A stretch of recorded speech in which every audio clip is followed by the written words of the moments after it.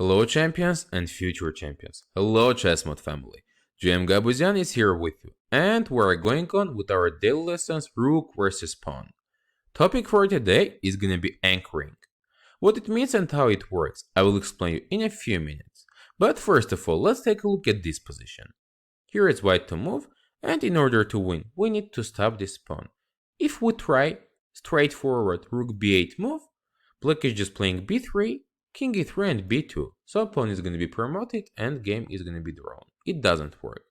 If instead of Rook b8, which is wrong, we try more logical move, King e3, trying to bring king closer, it might be more interesting.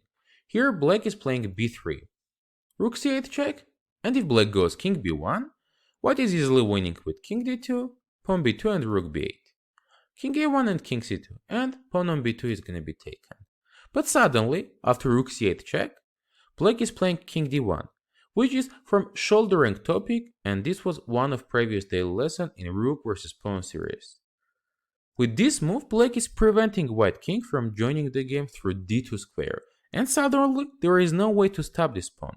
If white is going Rook b8 back, black just goes King c2. Again, this king cannot be joining the game, so this is a big issue for white. And for this reason, at the beginning, King e3 is not working, so white needs to play smarter. In the beginning position, white is playing Rook c8 check. What's the purpose of this, you will understand just in a second. Goes King d3, and now Rook b8. What's happening? That after King c3, black king is suddenly losing a tempo. Now it's no longer located on c2. And whenever white now is playing king to e3, after b3 Rook c8 check, black is no longer having this King d1 move.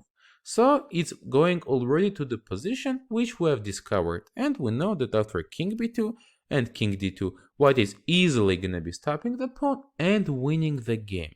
So at the beginning, very important Rook c8 check, moving king far from this pawn or on the same rank as this pawn is, and this is winning as a tempo. For example, if black is going king to b2, we're again able to go king e3, b3 and king d2, and we're going to the leading position again. Very strong and important technique in these endgames as well. Let's change this position now. Here, it's again white to move. If we play Rook h7, it's not gonna be working due to h3. And I am definitely sure you already know the idea that we are going to implement in this position. White is playing Rook g7 check, King f2, Rook h7. So King g3 now. And now it's very important to make the right maneuver with the king. White goes King d3, h3. If we here suddenly play King to e3, it's leading to a draw, because after King g2, black is threatening to play h2. And Rook g7 check, black is again using the shouldering, going king to f1. So white king is not able to join and h2 move is unstoppable. If white is going back to h7, just king g2 and again a very simple draw.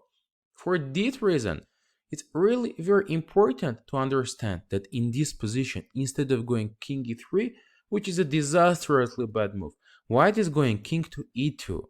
And the trick is that this time after king g2, we can comfortably play Rook g7 check. So black king is no longer having this square and shouldering is not gonna be possible. So black has to go king h1, king f3 h2, Rook e7, king g1 and simple Rook e1 checkmate. So we're winning in this game. The purpose of anchoring is to bring our king in a very quick way into the game. And we should be careful of shouldering ideas of the opponent's king. Let's now change this position. Here, it's white to move.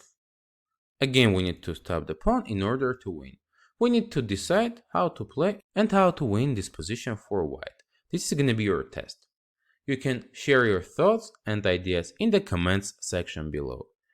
Gabuzyan was here with you. Thank you for your subscriptions, likes, and sharing this video with your friends. We appreciate it a lot. See you next time during our next daily lessons.